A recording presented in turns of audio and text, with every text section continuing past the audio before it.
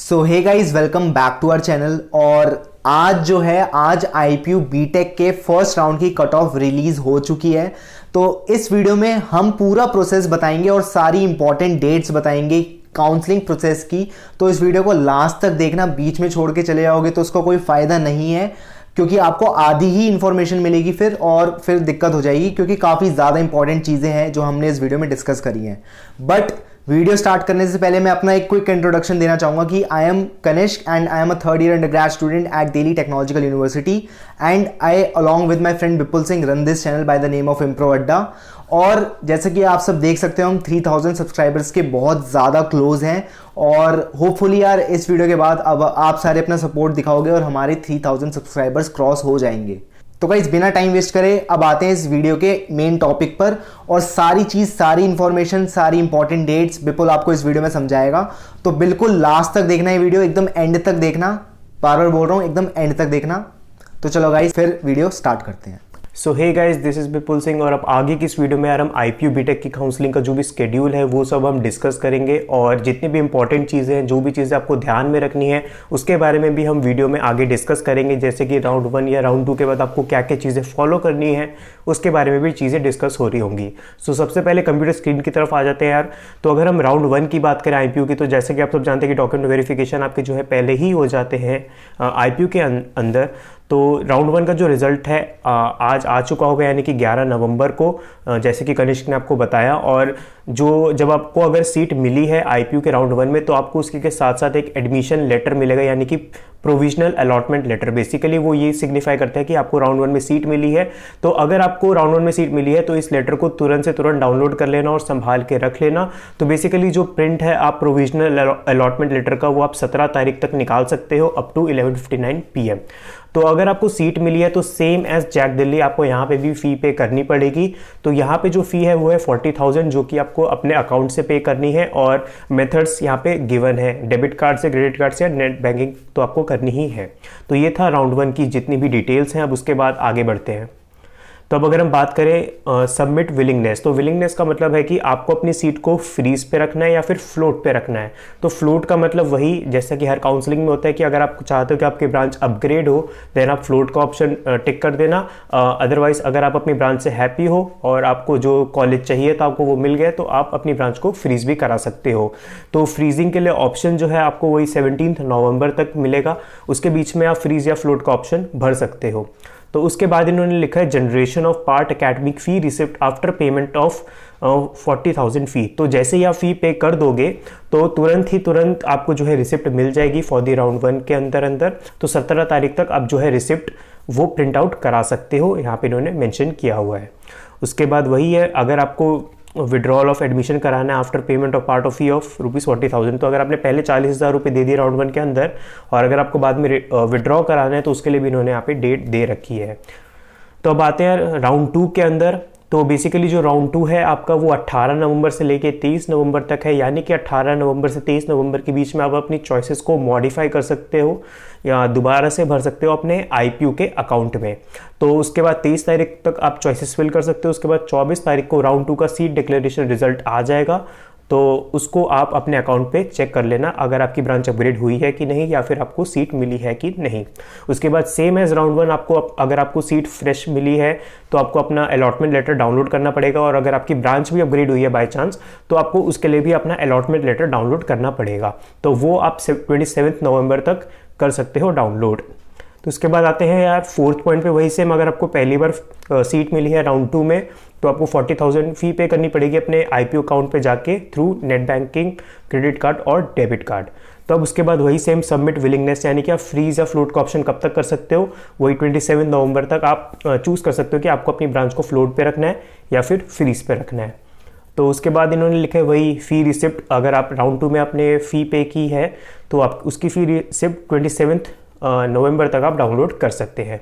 Same as round 1 वही सारी चीज़ें यहाँ पे लिखी हुई हैं। अब उसके बाद कुछ इंपॉर्टेंट पॉइंट्स पे आते हैं जो उन्होंने काउंसलिंग शेड्यूल में मेंशन किया हुआ है, तो उसको एक बार मैं आपको अच्छे से पढ़ के समझा देता हूँ। The choices finally submitted by the candidates will be processed in order of rank and candidates preference and also on the basis of applicable reservation criteria. तो जो भी आपको सीट मिलेगी वो आपकी चॉइस फिलिंग के बेसिस पे मिलेगी वही सब है यहाँ पे। तो अब उसके बाद इन्होंने लिखा है second round and subsequent round of seat allotment. तो सबसे पहला पॉइंट लिखा है eligible candidates for second round. तो कौन कौन से कैंडिडेट जो है सेकंड राउंड के लिए एलिजिबल होंगे after participating in the first round. पहले कैंडिडेट वो जिन्होंने अपनी जो ब्रांच है वो फ्रीज करा ली है। Those candidate would not be allowed to submit fresh choices और modify choices. Their earlier allotted seat would be retained, however their allotted category may be upgraded. तो उसके बाद सेकेंड पे लिखा है इन्होंने फ्लोट कैंडिडेट्स। तो एक फ्रीज कैंडिडेट्स पार्टिसिपेट कर सकते हैं, बट उनके लिए ये है कि उनकी जो ब्रांच है वो अपडेट नहीं होगी, अपग्रेड नहीं होगी, लेकिन उनकी जो अलॉटेड कैटेगरी है उसमें चेंज आ सकता है। उसके बाद इन्होंने लिखा है कि फ्लोट कैंडिडेट्स पार्टिसिपेट कर सकते हैं जिनको अपग्रेडेशन चाहिए, और तीसरे टाइप के कैंडिडेट्स जिनको राउंड वन में कोई सीट नहीं मिली वो भी पार्टिसिपेट कर सकते हैं। उसके बाद डी पॉइंट इन्होंने लिखा है withdrawal from counselling. Candidates who have paid part academic fee can opt to withdraw from the counselling during the specified schedule. तो अगर आप चाहते हो कि आप राउंड 2 में काउंसलिंग से बाहर होना चाहते हो तो आप जो है अपना पैसा जो है विड्रॉ करा सकते हो। राउंड 2 के बाद बेसिकली इनका वही एक स्लाइडिंग राउंड भी होता है और उसके बाद जाके एक स्पॉट राउंड होता है। तो अगर आप अपने जो फी है वो विड्रॉ करा लोगे तो आप मे बी स्लाइडिंग राउंड में तो पार्टिसिपेट नहीं कर पाओगे, बट आप सीधा फिर जो है अगला स्पॉट राउंड उसमें पार्टिसिपेट कर पाओगे। उसके बाद आगे बढ़ते हैं हम। Important points to be remember. After choice filling period is over, all the choices preference filled by the candidate will be considered for online allotment। वही जो भी आप choices भरोगे उसके बेसिस पे आपको सीट मिलेगी। Result can be check by the candidate through his login account. तो जो भी आपको सीट मिली होगी वो आपके IPO के अकाउंट पे अपडेट आता रहेगा कि आपकी ब्रांच अपग्रेड हुई है कि नहीं, या फिर आपको कौन सी ब्रांच मिली है। The option for provisional admission allotment letter will be available only on the respective round. ये ध्यान से पढ़ना। With the specified period and the record will not be available in the subsequent round. तो जब भी आपको जो है अलॉटमेंट लेटर या फी का जो रिसिप्ट है तुरंत से तुरंत डाउनलोड करने की कोशिश करना, वो आपके लिए बेस्ट रहेगा। उसके बाद इन्होंने लिखा है कि after the allotment of seat the candidates will have to pay the part academic fee of ₹40,000 to confirm the allotment. वही सेम है जैक दिल्ली की तरह। अगर आपको सीट मिलती है किसी भी राउंड में पहली बार तो आपको वही 40,000 पे करना है ताकि आप नेक्स्ट राउंड में अपग्रेडेशन के लिए एलिजिबल हो पाओ। उसके बाद आगे बढ़ते हैं PDF की तरफ। तो 6th पॉइंट पे आते हैं। कैंडिडेट कैन, वही आपको फी पे करनी है तो वही मेथड से दे रखे, नेट बैंकिंग के थ्रू, क्रेडिट कार्ड के थ्रू एंड डेबिट कार्ड के through. Candidate can print admission fee receipt after payment of part academic fee. ठीक है, वही 40,000 अगर आप पे कर रहे हो तो आप उसकी रिसिप्ट प्रिंट करा सकते हो। The option of printing admission fee receipt will be available only for the respective round within the specified period। तो इन्होंने ये लिखा है कि जो रिसिप्ट है वो एक स्पेसिफाइड टाइम के लिए ही रहेगी, तो तुरंत से तुरंत डाउनलोड करने की आप कोशिश करना, वेट मत करना आप अगले दिन का। उसके बाद 9th पॉइंट पे आते हैं। उन्होंने लिखा है कि all such candidates as listed below will not be considered for allotment of seat. तो ये वो टाइप के कैंडिडेट है जिनको जो है सीट वो अलॉट नहीं होगी। ऐसे कैंडिडेट जिन्होंने अपनी जिनको सीट तो मिल गई है बट उन्होंने फी पे नहीं की है, तो उनको जो है सीट जो है उनकी कैंसिल हो जाएगी वो। उसके बाद है paid the counselling participation fee but not registered. अगर आप एक रजिस्टर्ड नहीं हो कैंडिडेट और आपने काउंसलिंग पार्टिसिपेशन फी दे दी तो भी आप सीट के लिए एलिजिबल नहीं रहोगे। तीसरा है कि paid the counselling participation fee and registered but not filled choices / preferences. तो अगर आप चॉइसेस ही नहीं भरोगे तो आपको सीट कहाँ से मिलेगी। उसके बाद इन्होंने 4th पॉइंट लिखा है कि candidates who were allotted a seat in any round but did not पे पार्ट एकेडमिक फी ऑफ 40,000। जिनको सीट मिल गई है और उन्होंने काउंसलिंग की जो फ़ी है वो पे नहीं की, जो कि 40,000 है, सीट एक्सेप्टेंस फी वो नहीं पे की, तो उनको एक्सेप्ट आगे के राउंड में पार्टिसिपेट नहीं करने दिया जाएगा except for the spot round.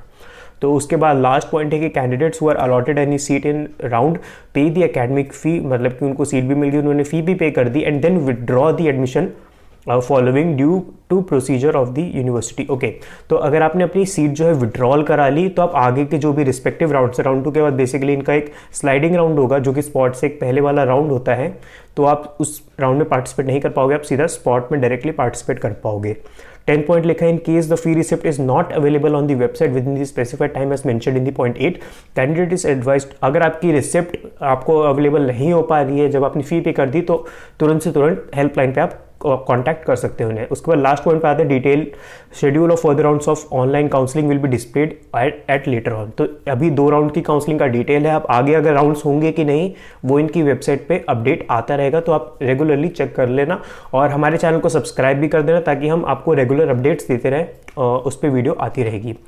उसके बाद that's it in the counselling वाला पार्ट यार। आई होप कि आप लोगों को ये वीडियो इन्फॉर्मेटिव और पसंद आई होगी। तो यार हम 3000 सब्सक्राइबर्स के काफ़ी ज़्यादा क्लोज हैं, तो जल्दी से चैनल को सब्सक्राइब कर दो और इस वीडियो को भी लाइक कर दो यार। So that is all for the video. Hopefully आपके सारे डाउट्स क्लियर हो चुके होंगे IPU BTech के रिगार्डिंग, एंड सारी इंपॉर्टेंट डेट्स आपको पता लग गई होंगी। तो आप सबसे यार एक रिक्वेस्ट है कि जितने भी हमारे व्यूअर्स हैं उनमें से सिर्फ 25% ही चैनल को सब्सक्राइब करते हैं, बाकी 75% चैनल को सब्सक्राइब नहीं करते हैं। तो आप सबसे ये रिक्वेस्ट है उस 25% के रेशो को बढ़ाओ और उस 75% के रेशो को कम करो और ज़्यादा से ज़्यादा लोग चैनल को सब्सक्राइब करो और जल्दी से हमारे 3000 सब्सक्राइबर्स पहुंचा दो। So that is all for the video यार। मिलते हैं ऐसी किसी अगली वीडियो में। Till then bye bye.